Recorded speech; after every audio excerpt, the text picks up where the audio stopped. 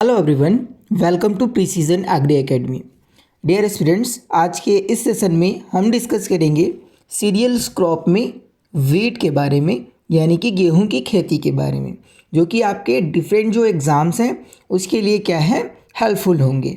Okay, तो channel को आप लोग सब्सक्राइब कर लो और बेल बटन में ऑल प्रेस कर लो। साथ ही हमारे जो डिफरेंट सोशल मीडिया प्लेटफॉर्म हैं जैसे कि टेलीग्राम, इंस्टाग्राम, उसमें आप ज़रूर ज्वाइन हो जाओ और व्हाट्सएप चैनल भी आप ज्वाइन कर लो। सभी का जो लिंक है डिस्क्रिप्शन बॉक्स में दिया हुआ है। चलिए स्टार्ट करते हैं आज का जो सेशन है उसको। वेट देखिए, अब वीट के बारे में पढ़ रहे हैं तो सबसे पहले वीट या गेहूं जो है इसका हमें क्या पता होना चाहिए, साइंटिफिक नेम जो है वो पता होना चाहिए। तो देखिए वीट का जो वनस्पतिक नाम है, तो देखिए 3 तरीके के वीट होते हैं। ठीक, तो पहला जो होता है वो होता है ब्रेड वीट, जिसका साइंटिफिक नेम होता है ट्रिटिकम एस्टिवम। क्रोमोसोम नंबर इसका कितना होता है 2n = 6x इक्वल कितना होता है 42। ठीक है, याद रखिएगा ब्रेड वीट यह भारत में कुल क्षेत्रफल का 95% है। जो उत्तर प्रदेश, पंजाब, जो हरियाणा है, राजस्थान, बिहार, पश्चिमी बंगाल, असम, मध्य प्रदेश, हिमाचल प्रदेश, जम्मू एंड कश्मीर में क्या है लगाई जाती है। सबसे ज़्यादा लगाया जाने वाला आपका ट्रिटिकम एस्टिवम गेहूं ही है। ओके, दूसरा जो है वो आपका है मार्कोनी या फिर ड्यूरम वीट, जिसका साइंटिफिक नेम ट्रिटिकम ड्यूरम है। क्रोमोसोम नंबर कितना है 2n = 4x = 28। यह भारत में कुल क्षेत्रफल का कितने में लगाया जाता है तो 4% में, जो मध्य प्रदेश और महाराष्ट्र में। ओके, थर्ड में है गुजरात। ठीक है, इसका उपयोग जो है ना सूजी और जो सेवइयाँ होती है ना जो हम ज़्यादातर खाते हैं उसको बनाने में किया जाता है। तो फर्स्ट जो है वो आपका bread wheat Triticum aestivum, second macaroni या durum wheat Triticum durum. Okay, third जो हमारा वीट आता है वो है हमारा इमर वीट। क्या जी, इमर वीट। इसका scientific name Triticum डाइकोकम। 2n = 2x = 14 इसका क्या होता है आपका क्रोमोसोम नंबर होता है। यह भारत में कुल क्षेत्रफल का 1% है, जो कर्नाटका, महाराष्ट्र, तमिलनाडु में लगाई जाती है। तो 3 वीट हो गए आपके, मतलब 3 प्रकार के यानी कि 3 प्रजातियां हैं वीट की। ओके, स्पीसीज हैं। ठीक, चलिए अब इसका फैमिली जान लेते हैं। मतलब कि कुल, तो ये आपका पोएसी या फिर ग्रैमनी या फिर जो घास कुल है ना उसके अंतर्गत आता है। उत्पत्ति स्थल की बात करें तो दक्षिण पश्चिमी एशिया। ठीक है, पुष्पक्रम यानी कि इन्फ्लोरेंस का जो टाइप होता है वो क्या होता है तो आपका स्पाइक होता है। फल का प्रकार यानी कि फ्रूट का जो टाइप होता है वो आपका कैसा होता है तो कैरियोप्सिस टाइप का होता है। कार्बोहाइड्रेट का जो परसेंटेज है वो कितना है तो 62 to 71% होता है। और याद रखिएगा कार्बोहाइड्रेट अक्सर पूछा जाता है। प्रोटीन का जो परसेंटेज है वो कितना होता है जी तो आपका 8 to 15%। गेहूं में जो फैट की जो मात्रा होती है वो आपका 1.5 to 2% तक होती है। ठीक है, याद रखिएगा इसको। देखिए भारत का गेहूं उत्पादन में चीन के बाद दूसरा स्थान है। फर्स्ट जो है वो आपका चीन है, भारत का जो है वो आपका दूसरा स्थान है।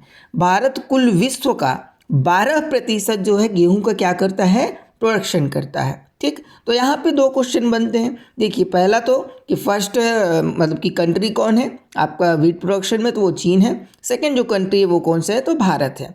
यह भी पूछा जा सकता है कि भारत का गेहूं उत्पादन में कौन सा स्थान है तो आपका दूसरा स्थान है। तो 2 क्वेश्चन यहीं पे बन गए। ठीक, बाकी ये सब नॉर्मल सी चीज़ें हैं, फैमिली पूछ देगा, उत्पत्ति स्थान, तो ये सब रटने वाली चीज़ें हैं, तो उसको आपको क्या करना है रिमेंबर रखना है। आगे बढ़ते हैं। नेक्स्ट जो हमारा पॉइंट है, भारत में सर्वाधिक गेहूं का उत्पादन व क्षेत्रफल जो है उत्तर प्रदेश है। देखिए आपका प्रोडक्शन और एरिया दोनों के मामले में आपका उत्तर प्रदेश है। और आपका प्रोडक्टिविटी या उत्पादकता के बारे में बात करें तो वो किसका है पंजाब राज्य का है। ठीक, गेहूं कैसा प्लांट है तो C3 प्लांट है और आपका LDP है। LDP का मतलब लॉन्ग डे प्लांट। ठीक है, दीर्घ प्रकाशकालीन। ओके, गेहूं कैसा पौधा है दीर्घ प्रकाशकालीन। गेहूं का जो बौना जीन होता है, ठीक है, वो कौन सा होता है तो वो होता है आपका नोरिन 10 जीन। अक्सर पूछा जाता है कि गेहूं में कौन सा जीन होता है, बौनेपन के लिए जिम्मेदार जीन कौन सा होता है तो वो होता है आपका नोरिन 10। नोरिन 10 की जो खोज है ना गोंज़ीरो इनाजुका ने की थी, तो इसको भी रिमेंबर रखिएगा। नोरिन 10 का व्यावसायिक उपयोग जो है नॉर्मन बोरलॉग जी ने किया था। ठीक, गेहूं का परीक्षण भार पूछा जाता है तो कितना है, तो आपका 40 ग्राम है। नोरिन 10 जिन से पहली जो एकल जिन किस्म है, ये क्वेश्चन भी पूछा जाता है, लर्मा रोजो, तथा द्वितीय जिन जो किस्म है वो आपका सोनार 64 जो है वो आपका तैयार की गई थी। ठीक, तो दोनों को रिमेंबर रखिएगा। पूछा जाता है नोरिन 10 जिन से पहली एकल जिन किस्म कौन सी थी, लर्मा रोजा। द्विजीनी पूछ देगा तो सोनार 64। ठीक, गेहूं भारत में चावल के बाद सर्वाधिक खाया जाने वाला अनाज है।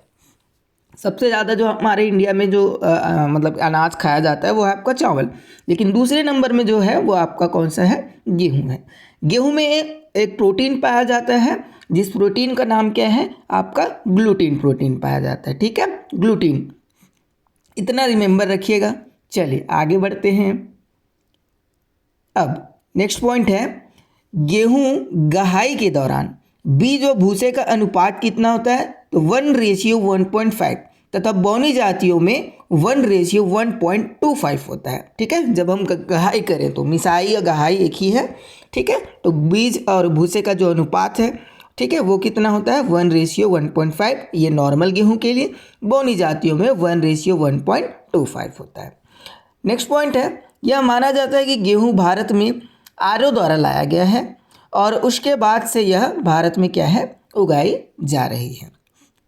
चलिए, तो ये हमने नॉर्मल से इंट्रोडक्शन पढ़ लिया आपका वीट के बारे में, scientific name, family, fat percentage, carbohydrate percentage, उत्पादन क्षेत्रफल, उत्पादकता, इन सभी के बारे में। अब हम ये जानते हैं कि क्लाइमेट कैसा चाहिए होता है वीट क्रॉप के लिए, जलवायु। तो गेहूं के बीज अंकुरण के लिए जो आदर्श तापमान है वह आपका 20 से 25 डिग्री सेल्सियस होता है। ठीक है, और वनस्पति की वृद्धि के लिए अगर बात करें तो वो होता है आपका 16 से 32 डिग्री सेल्सियस। गेहूं में अगर परिपक्वता के लिए मतलब परिपक्वता के लिए कौन सा तापमान, कितना तापमान चाहिए, तो उसके लिए 14 से 15 डिग्री सेल्सियस उपयुक्त रहता है। और परिपक्वता के समय जो है आपका 25 डिग्री सेल्सियस से अधिक हो जाने पर दानों के वजन में क्या हो जाती है, कमी हो जाती है। तो इसको भी रिमेंबर रखिएगा। चलिए अब बात कर लेते हैं कि सॉइल कैसा होना चाहिए आपका वीट क्रॉप के लिए। तो गेहूं की अच्छी फसल के लिए बलुई दोमट और काली मिट्टी क्या है आपका उपयुक्त रहती है। अच्छी फसल के लिए उपयुक्त पीएच मान भी कभी कभी पूछ दिया जाता है, तो 5 to 7.5 पीएच जो है गेहूं की फसल के लिए क्या होती है, उपयुक्त होती है। ठीक है, क्लियर यहाँ तक। चलो आगे बढ़ते हैं। नेक्स्ट हमारा जो पॉइंट है वो है इसकी किस्में। ठीक, तो सबसे पहला जो किस्म है जो कि इम्पोर्टेंट है आपके लिए, कल्याण सोना। तो ये आपकी कैसी आपकी किस्म होती है, तो ये आपकी द्विजीनी बौनी किस्म है। ऐसे हर प्रकार की जलवायु में, मतलब कि जो आपका कल्याण सोना है उसे किसी भी प्रकार की जलवायु में लगभग लगाया जा सकता है। ठीक है, यह कांगिया जो रोग होता है उसके लिए क्या होता है, प्रतिरोधी किस्म होता है। ठीक, सेकेंड है हमारा जो वैरायटी वो है राज 1482। यह भी आपका क्या है, द्विजीनी बौनी किस्म है और यह रोली व करनाल बंट रोग के प्रति क्या होता है, प्रतिरोधी किस्म होता है। इसके बाद लोक 1 जो कि मोस्ट इंपॉर्टेंट है। देखिए कल्याण सोना, राज, यहाँ पे जितने वैरायटीज़ मैं आपको लिखाया हूँ ना वो सारे ही इंपॉर्टेंट हैं, लेकिन जब लौड़ी व क्षारीय भूमि के प्रति सहनशील किस्में आएंगे तो वहाँ पे क्या है मैं आपको टिक करा दूंगा। देखिए लोक 1 में यह भी आपका द्विजीनी बौनी किस्म है, यह पछीती बुआई के लिए क्या होती है, उपयुक्त होती है। अब बात करते हैं हम लवणीय व क्षारीय भूमि के प्रति सहनशील किस्में।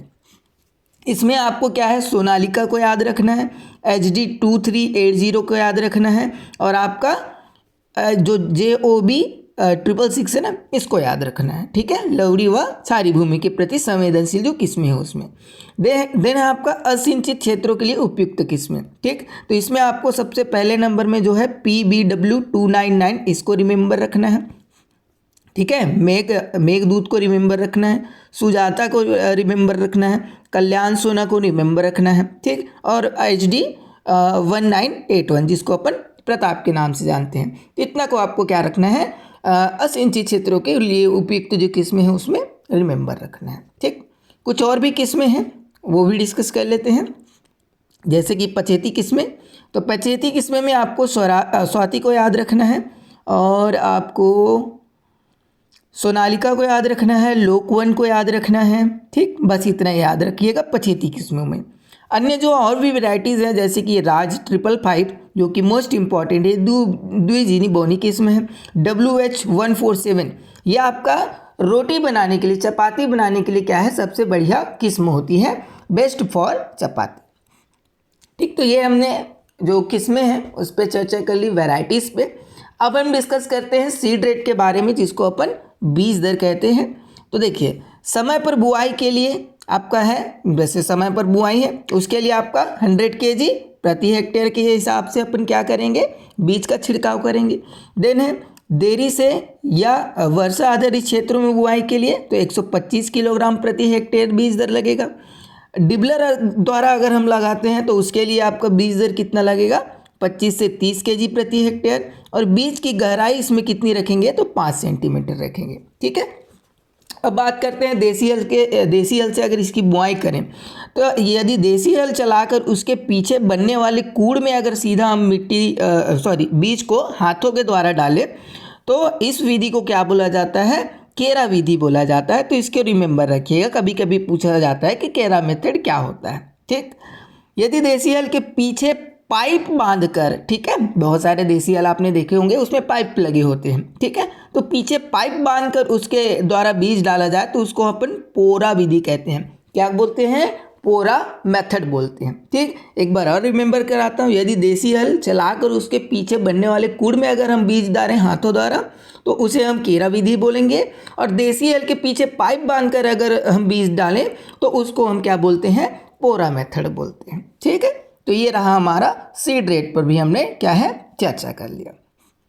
अब बात करते हैं हम किसकी जी, तो बीज उपचार की, कि हम जो सीड्स है उसका ट्रीटमेंट कैसे करेंगे। ठीक, तो देखिए, कवक जनित रोगों से बचाव के लिए बुआई से पूर्व बीजों को 2 ग्राम कार्बेंडाजाइम अथवा 3 ग्राम थायरम से प्रति किलो बीजों की दर से उपचारित करना चाहिए, तथा इसके बाद दीमक की रोकथाम के लिए, ठीक है, 100 किलोग्राम बीजों को क्या करना है, आपका 450 मिलीलीटर फ्लोरोपायरीफॉस से आपको क्या करना है, उपचारित करना है। ठीक है, देखिए गेहूं में तो बहुत सारे ऐसे मतलब इंसेक्ट होते हैं, लेकिन जो दीमक है उसका प्रभाव ज़्यादा देखा जाता है।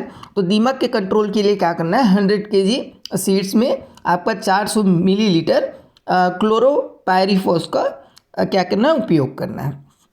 अब बात कर लें लवणीय मृदा व खारे पानी वाले क्षेत्रों में बीज बोने के लिए क्या करेंगे, 3% सोडियम सल्फेट से 24 घंटे के लिए हम क्या करेंगे, सीड्स को क्या करेंगे, उपचारित करेंगे।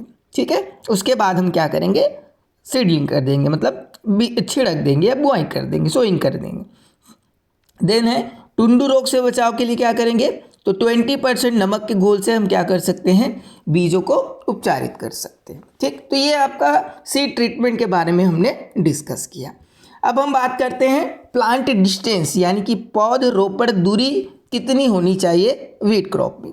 तो आपका 22.5 × 10 सेंटीमीटर आपका क्या होता है, पौधरोपण दूरी होता है। ठीक है, देन है सोइंग का टाइम। तो सोइंग का टाइम आप सभी को पता है, जो वीट है वो कैसी क्रॉप है, तो अब की रबी की फसल है। ठीक है, तो कब लगाएंगे, नवंबर के प्रथम सप्ताह से नवंबर के अंतिम सप्ताह तक। यह आपका क्या है, जो है आपका बुआई का समय हो गया, सोइंग का टाइम हो गया। ठीक है, तो यहाँ पे 3 चीज़ डिस्कस हो गया, बीजोपचार, पौधरोपण दूरी और आपका बुआई का समय। चलो नेक्स्ट पॉइंट हम देखते हैं। नेक्स्ट पॉइंट है हमारा सिंचाई, यानी कि इरिगेशन। तो टोटल जो आपका मतलब कि सिंचाई जो इरिगेशन है वीट क्रॉप में, वो आपका कितना होता है, तो 6 सिंचाई की आवश्यकता होती है। सबसे पहला है आपका क्राउन रूट इमरजेंस, जो कि 21 डेज आफ्टर सोइंग, मतलब 21 दिन बाद हम देंगे। और जो क्राउन रूट इनिटिएशन जो है ना, सॉरी मैं इमरजेंस पढ़ दिया, क्राउन रूट इनिटिएशन, ये क्या होता है आपका वीट क्रॉप में। ठीक है, क्रिटिकल स्टेज माना जाता है। ठीक, सेकेंड है हमारा लेट टिलरिंग में, जो कि आपका 45 से 50 दिन में के बाद देंगे। देन है लेट जॉइनिंग में, ये आपका 75 से 70 दिन बाद देंगे हम। देन है आपका फ्लावरिंग स्टेज। फ्लावरिंग स्टेज जो होता है वो आपका 85 से 90 दिन में आ जाता है, तो 85 से 90 दिन बाद हम पानी देंगे। देन है आपका मिल्किंग स्टेज। तो मिल्किंग स्टेज जो है उसमें हम क्या करेंगे 100 से 105 दिन बाद हम क्या करेंगे पानी जो है वो देंगे या इरिगेशन करेंगे। देन है आपका ड्रॉप राइप, ठीक है, पकने की अवस्था, तो उसमें हम एक बार सिंचाई देंगे यानी 115 से 125 दिन बाद, ठीक है। तो ये टोटल जो 6 हैं वो आपका क्या है सिंचाइयाँ होती हैं गेहूं की अच्छी फसल या अच्छी मतलब कि उत्पादन के लिए, ठीक। तो ये इरिगेशन हो गया। अब हम क्या करेंगे मैन्यूर एंड फर्टिलाइजर के बारे में बात कर लेते हैं। खाद और उर्वरक FYM कितना लगता है फार्म यार्ड मैन्यूर, तो 10 से 15 टन प्रति हेक्टेयर। नाइट्रोजन 120 kg प्रति हेक्टेयर। फास्फोरस कितना लगता है 60 kg प्रति हेक्टेयर। और जो आपका क्या जी K2O ये कितना लगता है 40 kg प्रति हेक्टेयर, ठीक है, जो आपका पोटेशियम है या पोटास है, ठीक। क्लियर। खाद एवं उर्वरक भी हमने पढ़ लिया, डिस्कस कर लिया। सिंचाई भी याद रखिएगा, 6 सिंचाइयों की आवश्यकता होती है वीट क्रॉप में। जो आपका इसका जो क्रिटिकल स्टेज होता है वीट क्रॉप का वो आपका क्राउन रूट इनिटिएशन होता है, इसको भी याद रखिएगा, ठीक है। और अक्सर ये याद रखना कि आपका CRI ही दिया रहेगा एग्जाम में, चंदेरी जड़ अवस्था नहीं दिया रहता, ठीक है। तो आप इंग्लिश को जरूर पढ़िएगा। चलो आगे डिस्कस करते हैं। और अब हम खरपतवार जो है उसका नियंत्रण के बारे में पढ़ते हैं, ठीक। तो सबसे आप जान रहे हो फेलरिस माइनर जो है गेहूं का जो मामा होता है, ठीक है, ये आपका मुख्य खरपतवार होता है। ये बोल सकते हैं इसको अपन नकलची खरपतवार के नाम से भी जानते हैं गेहूं का। सामान्यतः बुआई के 25 से 30 तथा 40 से 50 दिन बाद निराई गुड़ाई हम करते हैं, ठीक है। ये खरपतवार नियंत्रण के लिए है। और अगर हम बात करें चौड़ी पत्ती वाले खरपतवार को नष्ट हम कैसे कर सकते हैं, तो उसके लिए हम क्या करेंगे 2,4-D का उपयोग करेंगे। और कितना करेंगे तो 0.4 kg प्रति हेक्टेयर के हिसाब से करेंगे। कितना 700 से 800 लीटर पानी में घोल बनाकर, ठीक है। फिर हम क्या करेंगे बुआई करेंगे, ठीक है। बुआई के 35 दिन बाद छिड़काव करना चाहिए जो आपका, ठीक है, जो चौड़ी पत्ती के खरपतवारों को नष्ट करने के लिए। देन अगर एक बीज पत्री खरपतवार है तो उसके नियंत्रण करने के लिए क्या करेंगे आइसोप्रोटोडान अथवा सल्फोफ्यूरिरान का 1.08 रेट किलोग्राम के हिसाब से प्रति हेक्टेयर, या फिर हम मेटाक्सोरान, या फिर हम क्या कर सकते हैं मेथा बेंजाथेरियोन 1.5 किलोग्राम प्रति हेक्टेयर का छिड़काव बुआई के 30 से 35 दिन बाद क्या है कर सकते हैं एक बीज पत्री खरपतवारों के लिए, ठीक। अगर हम बात करें क्या जी मतलब कि चौड़ी पत्ती के लिए, तो चौड़ी पत्ती के लिए आपका हम 2,4-D ले सकते हैं, ठीक है। और अगर एक बीज पत्री की बात करें तो एक बीज पत्री के नियंत्रण के लिए हम क्या ले सकते हैं आइसोप्रोट्यूरान ले सकते हैं, सल्फोसल्फ्यूरान ले सकते हैं, ठीक। चलिए अब प्रोडक्शन की बात कर लेते हैं उपज की। तो आपका सिंचित क्षेत्र के लिए आपका जो उपज होता है वो आपका 40 से 50 क्विंटल प्रति हेक्टेयर होता है। असिंचित जो क्षेत्र होते हैं वहाँ पे 15 से 20 क्विंटल प्रति हेक्टेयर जो है प्रोडक्शन जो है हो जाता है, ओके सॉरी। चलो अगला क्वेश्चन मतलब कि टॉपिक देखते हैं। अगला जो हमारा टॉपिक है वो है इसका स्टोरेज या फिर भंडारण, ठीक है। तो दानों में 10 से 12% नमी रहने पर हम क्या करेंगे भंडारित करेंगे जो आपका वीट क्रॉप है उसको। अब बात करते हैं मेजरली जो इंसेक्ट है या मेजर इंसेक्ट है, ठीक। तो पहला जो है आपका मेजर इंसेक्ट वो क्या है एफिड है। दूसरा जो है वो आपका ब्राउन व्हीट माइट है, ठीक है। तीसरा जो है वो आपका क्या है आर्मी वॉर्म है। और चौथा जो है आपका टर्माइट्स या फिर आपका दीमक हो गया। और पांचवें में है आपका सूट फ्लाई। तो ये आपके 5 जो है मेजर इंसेक्ट होते हैं आपके वीट क्रॉप में। देखते हैं मेजर हम क्या डिसीज़ के बारे में, ठीक है। मुख्य रोग तो आपका फुट रॉट होता है, ठीक है। दूसरा होता है होलो स्पॉट। तीसरा क्या होता है करनाल बंट होता है जो कि मोस्ट इम्पॉर्टेंट क्वेश्चन बनता है, ठीक है। करनाल बंट किस फसल में होता है ऐसे करके पूछा जाता है तो आपका वीट क्रॉप में। देन चौथा है लीफ रस्ट जिसको अपन ब्राउन रस्ट के नाम से भी जानते हैं। ब्राउन रस्ट भी बहुत इंपॉर्टेंट है, लीफ रस्ट जिसको बोला जाता है, ठीक है। इसका साइंटिफिक नेम याद रखिएगा, ठीक है। पुनीसिया ट्रिटिसियाना ये आपका साइंटिफिक नेम है और पूछा जाता है, ठीक। अब पांचवा जो है वो आपका मेजर जो इंसेक्ट है वो क्या है वो है आपका year Kokalla disease of wheat या फिर टुंडू रोग, ठीक है। एक टुंगरो रोग होता है, एक टुंडू रोग होता है। टुंगरो रोग किस में होता है, तो आपका पेडी क्रॉप में होता है। टुंडू रोग जो है आपका किस में होता है, आपका वीट क्रॉप में होता है। ठीक, तो ये क्या होता है, सूत्रकृमि वह क्या होता है, जीवाणु के कारण होता है। और कौन सा जीवाणु है ये आप देखो, क्राइनेबैक्टीरियम ट्रिटिसियाई। ठीक, तो इसको भी आपको क्या है, रिमेंबर रखना है। ठीक है, तो याद रखिएगा, इसको भी अक्सर ये एग्जाम में क्या है, पूछा जाता है। ये रहा आपका कंप्लीट वीट से रिलेटेड हमने आज जो है इंफॉर्मेशन जानी, मतलब कि पढ़ा। और आशा करता हूँ आपको जो भी मैंने पढ़ाया वो समझ में आया। समझ में आया तो वीडियो को लाइक करें, शेयर करें अपने दोस्तों के पास। मैं मिलता हूँ किसी और क्लासेस क्विज में, तब तक के लिए धन्यवाद।